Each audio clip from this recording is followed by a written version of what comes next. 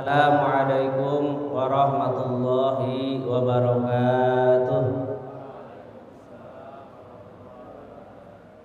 Bismillah, alhamdulillah, wassalatu wassalamu ala rasulillah, wala haula wala quwwata illa billah. Allahumma rabbi shrah li sadri wa yassir li amri wahlul 'uqdatam min lisani yafqahu qawli, amma ba'd. Ma'asyiral muslimin, para jamaah penanda semuanya, seperti yang kita tahu bahwa di hari Senin pekan depan, di tanggal 17 Juni 2024, insya Allah kita dan semua warga masyarakat Indonesia akan menyelenggarakan Hari Raya Idul Adha sekaligus juga penyembelihan hewan kurban. Ya. Terkait hal ini ada dalil yang dijadikan dasar syariatnya, yaitu yang pertama surat Al-Kautsar ayat 1 sampai 3. A'udzubillahi minasyaitonir rajim. Bismillahirrahmanirrahim. Inna a'tainaka al-kautsar fasholli li rabbika wanhar inna sya'ni'aka huwal abtar. Sesungguhnya kami, wahai Muhammad, telah memberikan kepadamu Al-Kautsar. Al-Kautsar ini para ulama banyak yang sebagian menyebut dengan nikmat yang banyak yang telah diberikan oleh Allah kepada Kangjeng Nabi besar Muhammad SAW. Dan memang kalau kita kaji secara mendalam betapa banyak nikmat yang diberikan oleh Allah kepada Nabi besar Muhammad SAW, yang bahkan tidak semua nabi dan rasul memperolehnya, bahkan tidak ada manusia atau makhluk lainnya yang memperolehnya kecuali Nabi besar Muhammad SAW. Di antaranya apa? Yang pertama umpamanya derajat sebagai khatamul anbiya wal mursalin, penutup para nabi dan rasul. Itu tentu anugerah nikmat yang sangat luar biasa. Atau umpamanya yang lainnya memperoleh banyak mukjizat yang tidak diberikan oleh Allah kecuali hanya kepada Nabi Muhammad SAW. Contohnya peristiwa Isra wal Mi'raj, ya. Atau nanti di akhirat makhluk yang pertama kali dibangkitkan dari hari kematiannya pada saat Yaumal Ba'si itu adalah Nabi besar Muhammad SAW. Yang pertama kali membuka pintu surga itu adalah Nabi besar Muhammad SAW. Banyak privilege, banyak keistimewaan yang merupakan anugerah nikmat yang diberikan oleh Allah kepada Nabi Muhammad. Sebagian yang lain para ulama mengartikannya Al-Kautsar itu dengan telaga Al-Kautsar, ya. Telaga yang berisi air yang mempunyai daya pengaruh, daya impact yang luar biasa. Ini yang dipahami oleh para ulama dengan Al-Kautsar. Fasholli li rabbika wanhar, maka ketika engkau wahai Muhammad mendapatkan banyak anugerah nikmat atau mendapatkan anugerah telaga Kautsar, fasholli li rabbika, maka salatlah engkau kepada Tuhanmu dengan penuh keikhlasan. Yang secara spesifik diartikan dengan sholat Idul Adha, ya. Sholat Idul Adha itu termasuk di antara syariat agama Islam yang diturunkan oleh Allah pada tahun kedua Hijriah. Jadi pada tahun kedua Hijriah itu mulai banyak syariat ajaran agama Islam yang diturunkan oleh Allah. Pertama yang kita kenal dengan kewajiban menjalankan puasa di bulan Ramadan. Kemudian yang kedua melaksanakan sholat Idul Fitri. Termasuk sebelumnya mengeluarkan zakatul fitri, ya. Termasuk juga di sini mengeluarkan zakatul mal. Termasuk juga yaitu melaksanakan sholat Idul Adha, dan termasuk juga adalah melaksanakan kemudian penyembelihan hewan kurban. Jadi banyak syariat agama yang mulai diberlakukan oleh Allah pada tahun kedua Hijriah. Sementara kalau tahun pertama itu relatif masih landai, belum banyak syariat ajaran agama, karena secara sosio-antropologis para sahabat itu membutuhkan waktu untuk beradaptasi dengan lingkungan masyarakat Madinah. Juga pada saat itu juga banyak menghadapi kecamuk, perang menghadapi orang-orang kafir Quraisy pada saat itu. Nah, ini fasolli li rabbika wanhar, dan sembelihlah olehmu wahai Muhammad hewan kurban. Ya. Hewan kurban, ananda semuanya, ma'asyiral muslimin. Hewan kurban yang boleh untuk disembelih pada saat hari raya Idul Adha dan termasuk pada saat hari-hari tasrik itu dipahami oleh para ulama dengan mengacu kepada surat Al-Hajj ayat 36. Ya. Di dalam surat Al-Hajj ayat 36 ini Allah Subhanahu wa taala berfirman, "A'udzubillahi minasyaitonirrajim. Bismillahirrahmanirrahim. Liyadkurusmallahi ala ma razaqahum mim bahimatil an'am." Hendaklah mereka kaum muslimin, kaum mukminin menyebut nama Allah ketika akan menyembelih apa yang dirizkikan oleh Allah kepada mereka berupa hewan binatang ternak. Di zaman Nabi Muhammad SAW, hewan binatang ternak itu terakumulasi kepada 3. Yang pertama unta, yang kedua sapi, dan yang ketiga kambing atau domba. Jadi di zaman Rasul itu cuma 3 hal ini yang dikenal diternakan.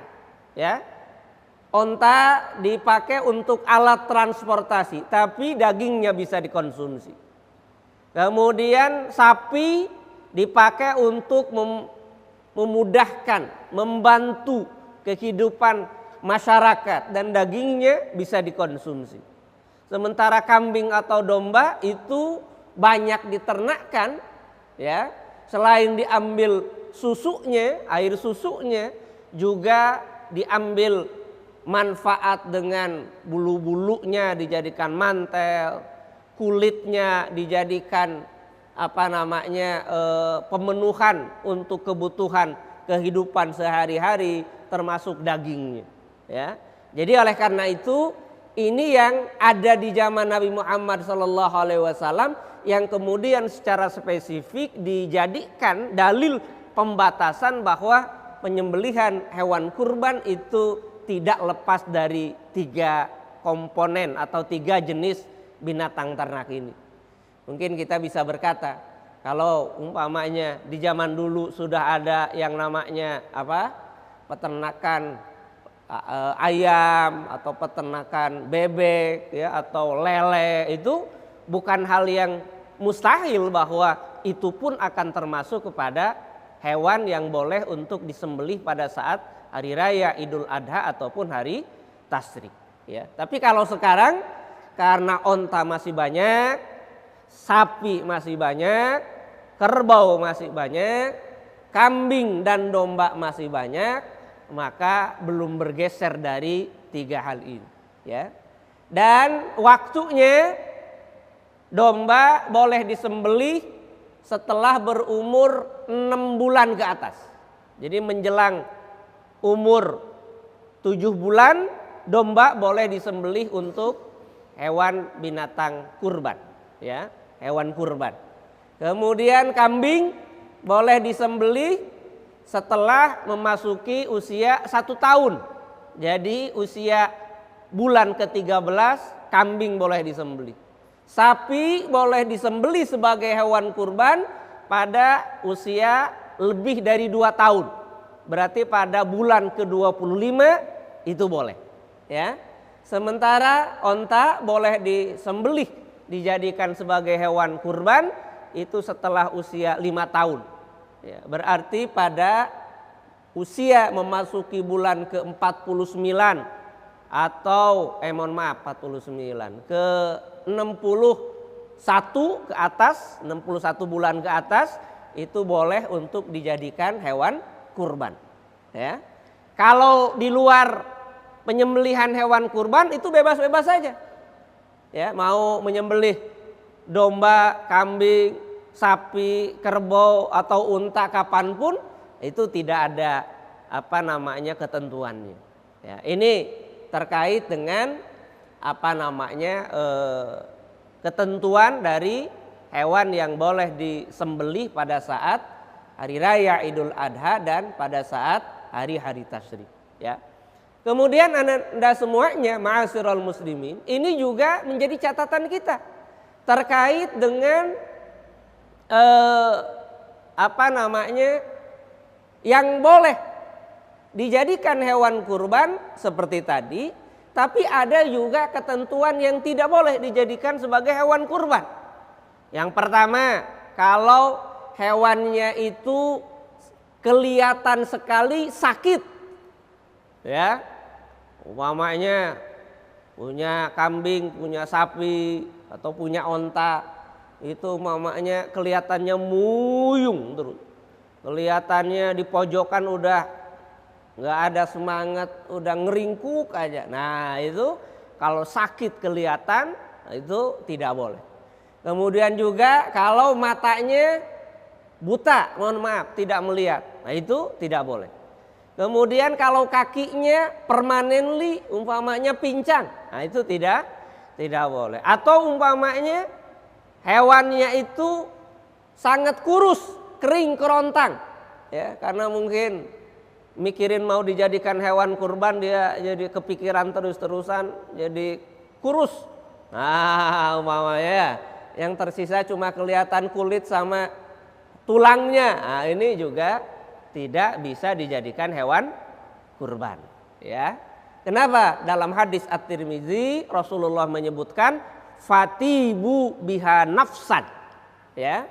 Kalau mau menyembelih hewan kurban, berikan yang terbaik yang kita mampu untuk menjadi hewan sembelihan pada saat hari raya Idul Adha dan juga hari-hari tasyrik.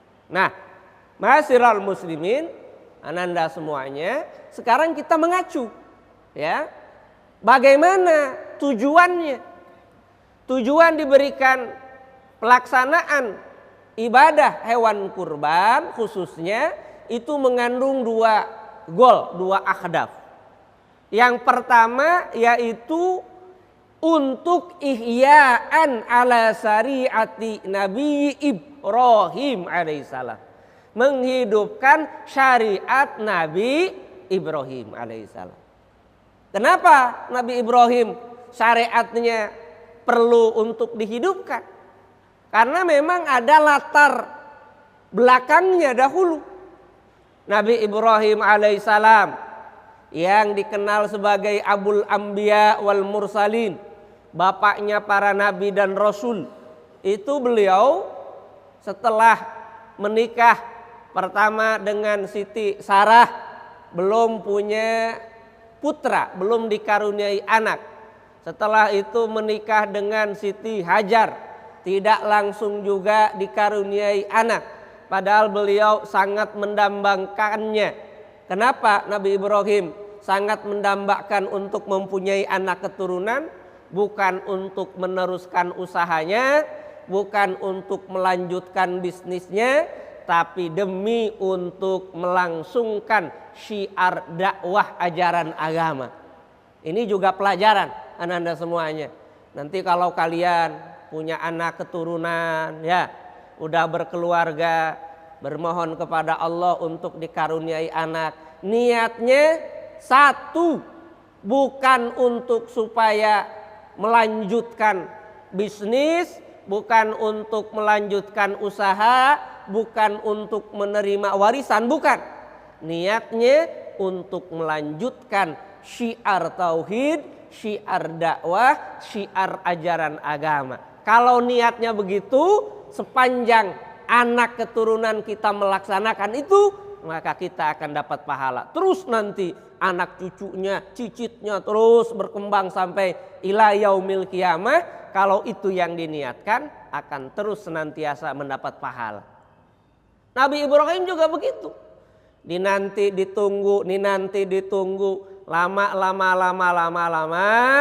Alhamdulillah dikaruniai oleh Allah dengan putra tersayang Nabi Ismail alaihi salam. Dikaruniai Nabi Ismail. Dari bayi Nabi Ismail bersama dengan ibundanya Siti Hajar ditempatkan oleh Nabi Ibrahim tinggal di kota Makkah, dekat dengan Masjidil Haram.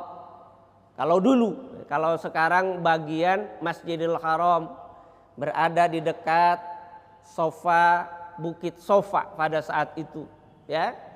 Singkat cerita, setelah besar Nabi Ismail, saat itu kemudian Nabi Ibrahim alaihissalam yang tinggalnya di Palestina itu mempunyai kedudukan yang tinggi.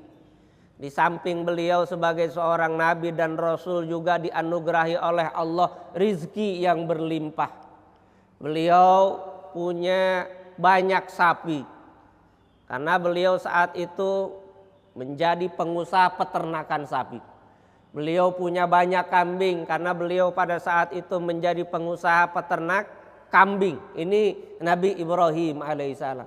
Sampai diceritakan Nabi Ibrahim itu tidak akan makan pagi, siang atau sore sebelum beliau itu mentraktir, mengajak warga masyarakat untuk makan di kediaman Nabi Ibrahim alaihissalam.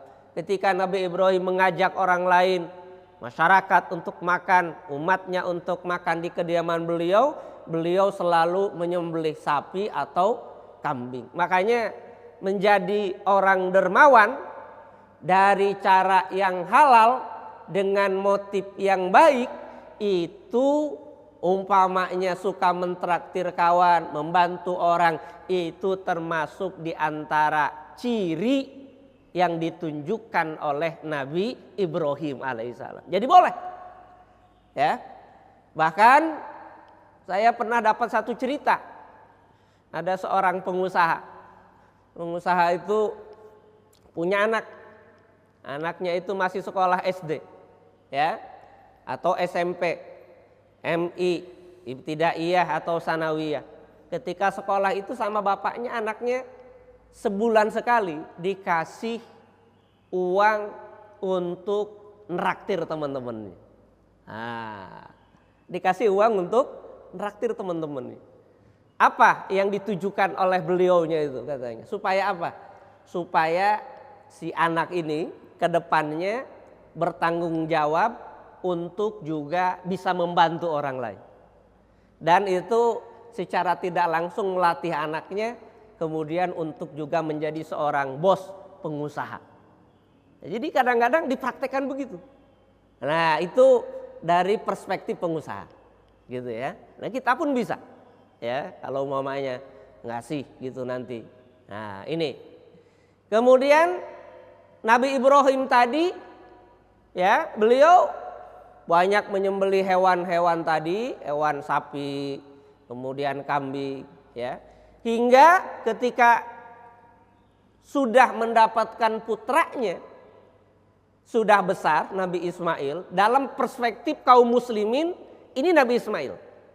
Jadi anak yang pertama menurut kita, keyakinan orang muslim itu adalah Nabi Ismail. Tapi orang-orang Bani Israel sendiri itu meyakini putra pertama Abraham, Nabi Ibrahim, itu adalah Nabi Ishak alaihissalam. Jadi makanya ini family tree ini dari dulu sampai nanti hari kiamat ini ada kurang akurnya anak keturunannya. Jadi kalau sekarang mamanya terjadi genosida di Palestina, itu mereka melakukannya diantaranya karena motif ya oleh yang ngaku Israel tadi, yang ngaku keturunan dari Nabi Ishak tadi, itu mereka tidak senang dengan yang dari Arab yang itu umumnya keturunan dari Nabi Ismail alaihissalam. Nah itu dari atasnya itu ya, dari atasnya seperti itu.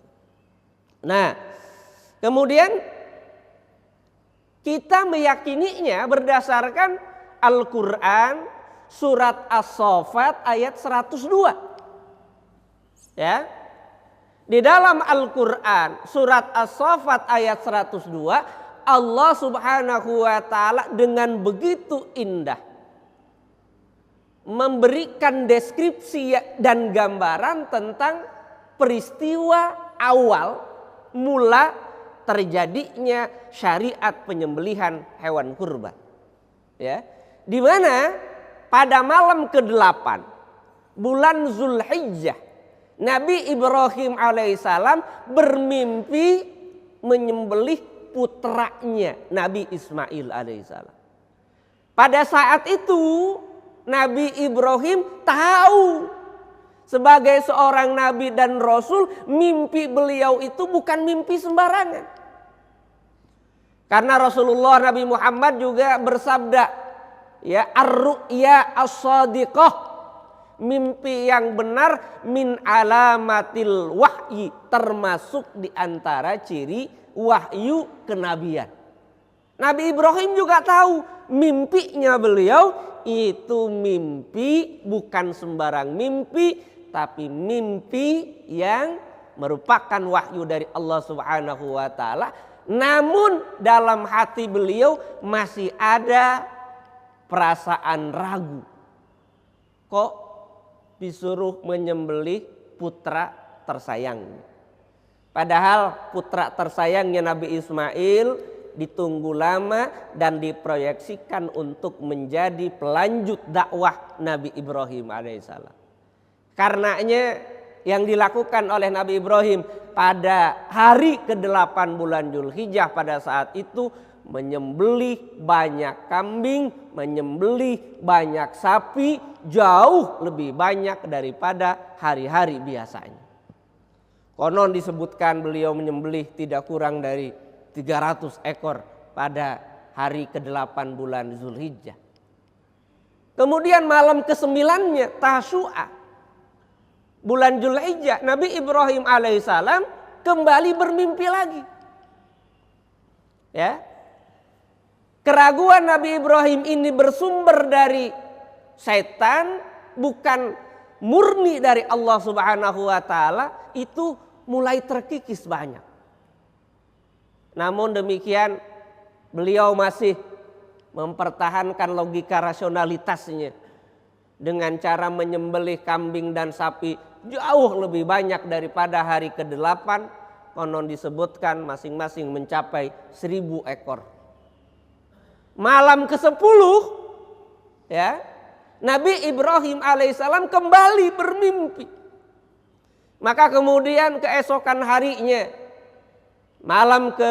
pada hari ke-10 bulan Zulhijjah, Nabi Ibrahim alaihissalam tidak lagi meragukan bahwa mimpi beliau berturut-turut 3 hari 3 malam itu betul-betul wahyu yang bersumber dari Allah. Maka kemudian beliau mengajak putranya Ismail alaihissalam ke satu daerah di atas bukit tanpa diketahui oleh ibundanya Siti Hajar pada saat itu. Kemudian beliau berkata, ya bunayya inni ara fil manami anni adbahuka fangzur madza tara. Wahai putraku tersayang Ismail, engkau adalah belahan hati Bapa, engkau adalah pelanjut estafeta dakwah ajaran agama, engkau harapan Bapa dan seterusnya. Namun semalam berturut-turut 3 malam Bapa bermimpi menyembelihmu wahai putraku tersayang. Fangzur madza taro, maka bagaimana pendapatmu wahai putraku tersayang. Ini kira-kira ma'asyiral muslimin, kalau ada di zaman sekarang apa yang tadi disampaikan oleh Nabi Ibrahim, pasti umpamanya itu orang tuanya akan dianggap orang tua yang kurang berpikir secara waras. Ya. Kenapa hal itu? Mungkin anaknya akan lari, anaknya akan memberontak, anaknya mungkin akan melakukan rebel kepada orang tuanya. Namun apa yang dijawab oleh Nabi Ismail alaihissalam? Ya abatif al ma tu'mar satajiduni insyaallah minas sabirin. Wahai ayahandaku tersayang, laksanakan apa yang diperintahkan oleh Allah kepadamu. Saya tidak akan menolak, saya akan menerima, saya akan siap melaksanakannya. Satajiduni insyaallah minas sabirin. Engkau insya Allah akan mendapati saya orang yang tegar, anak yang siap, dan akan menjadi orang-orang yang bersabar. Ini tentu sebuah ilustrasi deskripsi yang sungguh luar biasa apiknya. Betapa dahsyatnya seorang bapak dengan memprioritaskan ajaran agama, memprioritaskan Allah Subhanahu wa taala. Walaupun umpamanya ini bisa kita jadikan teladan ananda semuanya. Ya, Bapak Ibu di rumah itu tentu siap memberikan fasilitas yang terbaik di rumah. Tapi demi untuk mensiarkan ajaran agama untuk masa depan umat dan bangsa ini, mereka mengantarkan kalian ke asrama.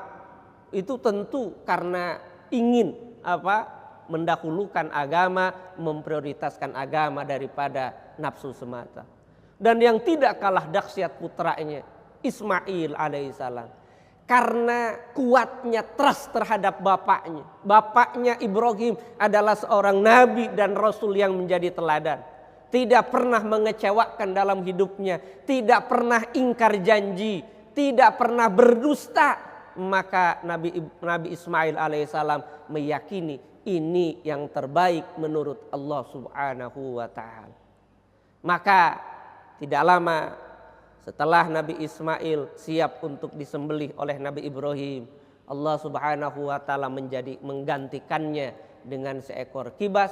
Dan mulai tahun itu dan tahun-tahun setelahnya, maka Nabi Ibrahim setiap tanggal 10 bulan Dzulhijjah yang diikuti dengan hari-hari tasyrik, beliau pun menyembelih hewan kurban yang kemudian diikuti oleh umatnya dan dilanjutkan oleh Nabi besar Muhammad sallallahu alaihi wasallam.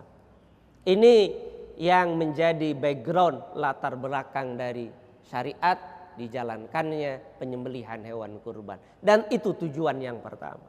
Tujuan yang kedua yaitu wa tausyiatan 'alan nas, berbagi kepada manusia. Makanya mazhab Hanafi menyebutkan orang yang mampu pada saat tanggal 10, 11, 12, 13 bulan Dzulhijjah untuk menyembelih hewan kurban, wajib hukumnya dia untuk berkurban. Sementara menurut mazhab Syafi'i, hukum menyembelih hewan kurban adalah sunnah muakkadah. Hampir-hampir juga wajib. Meskipun kita harus paham, diksi yang dipakai mazhab Hanafi wajib itu berbeda maknanya dengan wajib yang dipakai dalam mazhab Syafi'i. Mazhab Syafi'i menyebutnya sunnah muakkadah, sementara mazhab Hanafi menyebutnya dengan wajib. Ini terkait dengan mustalahatul fuqaha, istilah-istilah yang dipakai oleh para ahli fikih. Ya. Nah, kemudian bagaimana kalau nanti terkait dengan penyembelihannya? Rasulullah Shallallahu Alaihi Wasallam dalam satu hadis riwayat Imam Bukhari yang bersumber dari sahabat Anas bin Malik, beliau disebutkan, doha Rasulullah Shallallahu Alaihi Wasallam bikibasaini amlahaini aqronaini dzabahahuma biyadihi sama wakabbar. Rasulullah Shallallahu Alaihi Wasallam menyembelih kambing, ya, menyembelih 2 ekor kambing yang berwarna putih, mulus, murni, tidak ada warna campuran lainnya. Yang bertanduk, ya, keduanya bertanduk. Beliau menyembelihnya langsung dengan kedua tangan mulia baginda Rasulullah Sallallahu Alaihi Wasallam. Artinya apa anda semuanya? Kalau bisa kambing yang disembelih itu karena baginda Rasul suka terhadap warna putih, itu yang warnanya putih seluruhnya. Tapi juga jangan dibikin susah. Kata panitia, wah ini ada warna putih kambingnya, coklat sedikit kakinya, atau merah sedikit lehernya. Kalau begitu kita pilok aja supaya jadi warna putih semuanya. Enggak boleh, ya, enggak perlu, ya. Bukan berarti yang tidak berwarna putih tidak boleh dijadikan hewan kurban, boleh. Sekaligus ini mengkonfirmasi bahwa amaliyah Rasulullah bukan berarti harus dimaknai sunnah yang harus ittibaan secara perbatin. Tidak mesti. Ya, Rasul begitu berarti di luar itu enggak begitu juga. Akrona ini yang bertanduk. Biasanya yang bertanduk itu yang jantan apa yang betina? Yang jantan. Makanya umumnya yang namanya jantan laki-laki di mana-mana suka berkorban, suka dikorbankan. Betul nggak? Betul. Kalian merasa nggak ini? Laki-laki biasanya suka berkorban atau dikorbankan. Nah, tapi yang betina juga boleh dijadikan hewan kurban. Kemudian Rasulullah menyembelihnya sendiri. Besok umpamanya siapa itu yang mau korban kambing, Pak saya mau nyembelih sendiri, nyontoh Rasul umpamanya. Baru siap menyembelih, bismillah Allahu Akbar, darahnya keluar sedikit, muncrat umpamanya, dianya pingsan. Wah nggak boleh, nyusahin. Harus tahu diri. Akibatnya apa kalau dianya langsung pingsan? Panitia ngurusin orangnya, bukan ngurusin kambingnya. Kambingnya karena disembelihnya begitu nanti jadi bangke. Karena tidak boleh kalau goloknya udah diangkat disembelih lagi, itu tidak boleh. Berarti kambing itu matinya bukan karena disembelih, matinya karena kehabisan darah. Jadi bangke. Ya, jadi harus tahu diri juga, jangan sok-sokan. Saya harus nyontoh Rasul. Ya kalau tidak mampu ya jangan. Itu ya. Nah, yang mampu ya silahkan. Nah, wasamma wakabaro dengan membaca bismillah, ya, nawaitu an azbaha hadhil udhiyah. Ini niatnya begitu. Nawaitu an adbaha hadhil udhiyah ala, punya siapa? Sebutin. Kenapa disebutin? Itu menurut madhab Syafi'i. Jadi menurut madhab Syafi'i, 1 ekor kambing cukup untuk 1 jiwa. 1 ekor kambing cukup untuk 1 jiwa. Sementara menurut madhab Hambali, 1 ekor kambing atau domba cukup untuk 1 keluarga. Ya, dua-duanya ada dalilnya. Madhab Hambali berdasarkan 1 keterangan hadis Dari Rasulullah Shallallahu Alaihi Wasallam dahulu di zaman baginda Rasul ada seorang sahabat yang datang kepada Rasul, wahai Rasul, mohon maaf, ada apa Pak? Tahun ini saya hanya bisa membeli 1 kambing untuk kurban. Oke, bagus. Terus saya hanya bisa untuk membeli 1 ekor kambing. Boleh enggak 1 ekor kambing ini untuk saya dan keluarga kurbannya? Kata Rasul, boleh, silakan. Konteksnya begitu. Kemudian mazhab Syafi'i berdasarkan satu keterangan hadis yang diriwayatkan dari Jabir. Rasulullah Shallallahu Alaihi Wasallam, kata Jabir, naharna ma'an Nabi Shallallahu Alaihi Wasallam fil Hudaybiyah. Kami menyembelih hewan kurban bersama Nabi pada saat perang Hudaybiyah. Ini perlu dicatat juga ini. Kita agak geser sedikit, ya. Kalau ditanya, Nabi Muhammad itu pernah melaksanakan ibadah haji sepanjang hidup beliau berapa kali?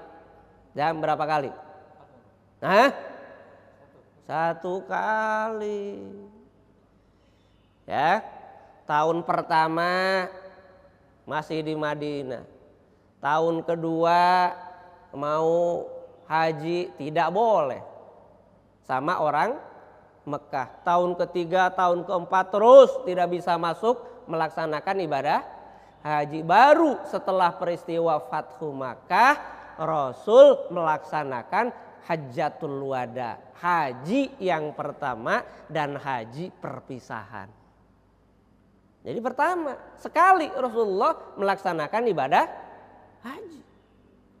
Ya. Karena itu berarti tahun kedua, tahun ke-9, kedua sampai ke-9, Nabi melaksanakan sholat Idul Adha enggak? Melaksanakan. Di mana pelaksanaannya? Di kota Madinah. Basisnya apa? Karena umumnya ada sekarang yang berkata Al-Hajju Arafah. Haji itu harus berdasarkan wukuf di padang Arafah. Maknanya padahal ibadah haji tidak sah kalau tidak melaksanakan wukuf di padang Arafah bagi orang yang melaksanakan ibadah haji. Kalau umpamanya kita tidak melaksanakan ibadah haji seperti Nabi Muhammad tadi, itu beliau menandakan hari raya Idul Adha patokannya wukuf apa bukan? Bukan, karena di Makkah belum ada ibadah haji. Jadi makanya nanti jangan aneh, jangan bingung. Tahun ini kita di Indonesia besar kemungkinan melaksanakan sholat Idul Adha, penyembelihan hewan kurban itu pada tanggal 17 Juni bertepatan dengan tanggal 10 bulan Zulhijjah. Sementara kemungkinan wukuf di Arafah itu akan terjadi pada hari Ahad. Jangan khawatir, jangan bingung. Jangan merasa confused. Jangan. Yang merasa bingung itu yang belum mantap. Ya, jangan merasa bingung. Nah, ini ya. Jadi karena itu kembali tadi menurut madhab Syafi'i 1 kambing 1 domba hanya untuk 1 jiwa. 7 orang manusia 7 jiwa dicukupkan oleh 1 sapi atau 1 onta. Makanya di Indonesia karena umumnya masyarakat berpegang kepada mazhab Syafi'i, itu kalau mau menyembelih hewan kurban ditulis kambing kurban siapa? Fulan bin Fulan, Fulanah binti Fulan. Itu ya. Nah, karenanya terakhir kemudian ma'asyiral muslimin, saking kuatnya pernah ada satu cerita. Ya, dahulu ada seorang nenek-nenek yang nenek-nenek itu merawat seekor sapi yang diniatkan untuk hewan kurban. Pada saat sapinya sudah memenuhi kriteria, si nenek ini datang ke panitia masjid. Kemudian datang bilang, "Mas, Pak, Bang, saya mau kurban sapi. Oh bagus Nek, hebat, alhamdulillah. Sapinya mana Nek? Ini nanti sapinya masih ada di kandang di rumah, siap untuk nanti disembelih. Oh iya bagus. Siapa saja Nek? Disebutin sama si neneknya. 1 saya, 2 suami saya si kakek, 3 anak saya yang pertama, anak saya yang kedua, anak saya yang ketiga. Udah berapa itu Zam? Udah 5. Kemudian mantu saya yang pertama, mantu saya yang kedua, dan mantu saya yang ketiga. Berarti jumlahnya berapa? Ada 8. Saya ingin sapi saya ini nanti di akhirat mengantarkan kami semuanya yang ber8 masuk surga. Nah si nenek bilang begitu. Akhirnya apa? Petugas panitianya bingung. Nek, kata Pak Ustadz, sapi itu hanya boleh untuk 7 orang. Tidak bisa untuk lebih dari 7 orang. Si neneknya ngotot, nggak bisa mah. Kalau umpamanya kami semuanya yang 8 ini tidak boleh menyembelih hewan kurban 1 sapi, ini nggak bisa. Karena saya nggak mau ketinggalan 1 orang pun keluarga saya masuk surga. Si nenek ngotot ingin korban 8 orang, si petugas ngotot ingin menyampaikan bahwa 1 sapi cukup untuk 7 orang. Ngotot, akhirnya si nenek mengalah. Dengan perasaan sedih dia bersiap pulang ke rumah sambil mukanya cemberut, udah mah keriput, tambah sedih ya, tambah luar biasa prihatinnya. Di tengah jalan si nenek ini ketemu dengan seorang ustadz senior. Ustadz senior ini bertanya karena udah kenal, Nek, kenapa kok mukanya glowing banget itu? Wah ya, padahal maksudnya kok mukanya udah keriput, kelihatannya sedih banget gitu.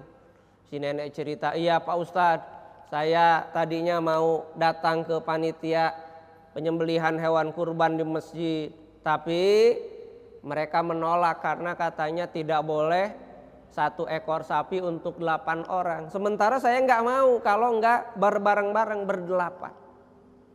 Nah kata Pak Ustadz yang senior itu, boleh kok Nek. Kata siapa nggak boleh? Boleh, seekor sapi dipakai untuk kurban 8 orang. Boleh Pak Ustadz, boleh Nek. Wah seneng si neneknya.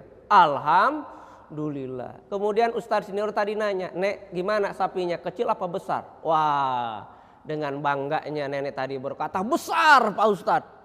Panjang, lebar, gemuk, gemoy. Wah dagingnya banyak, tinggi, besar. Oh bagus Nek, karena itu yang terbaik. Nenek kira-kira bisa nggak naiknya? Si neneknya mikir. Nenek kan nanti di akhirat pengen menjadikan sapi kurban itu sebagai kendaraan untuk masuk surga. Iya, nenek kira-kira bisa naiknya enggak? Waduh kayaknya ketinggian Pak Ustadz. Nah karena ketinggian nenek harus bikin tangganya. Tangganya gimana? Karena ini sapi, tangganya seekor kambing. Tangganya seekor kambing. Jadi nenek nambahi seekor kambing. Oh begitu Pak Ustadz. Iya siap Pak Ustadz, kalau begitu sapi yang di rumah akan saya korbankan, plus nanti saya tambahi seekor kambing. Seneng gak neneknya? Seneng. Pak Ustadznya seneng juga? Seneng. Beres masalahnya. Jadinya gimana kalau begitu? Pemahaman agama tidak disalahkan, tidak keliru, tapi penyampaiannya menjadi sangat wise dan bijaksana, bisa diterima oleh segala lapisan masyarakat. Nah oleh karena itu, ma'asyiral muslimin, mudah-mudahan ini sedikit bekal buat kita semuanya dalam rangka menyambut Hari Raya Idul Adha, insya Allah yang akan diselenggarakan pada hari Senin tanggal 17 Juni tahun 2024. Akhirul kalam, billahi taufiq wal hidayah, waridho wal inayah. Wallahul muwaffiq ila aqwamit thoriq. Wassalamu alaikum warahmatullahi wabarakatuh.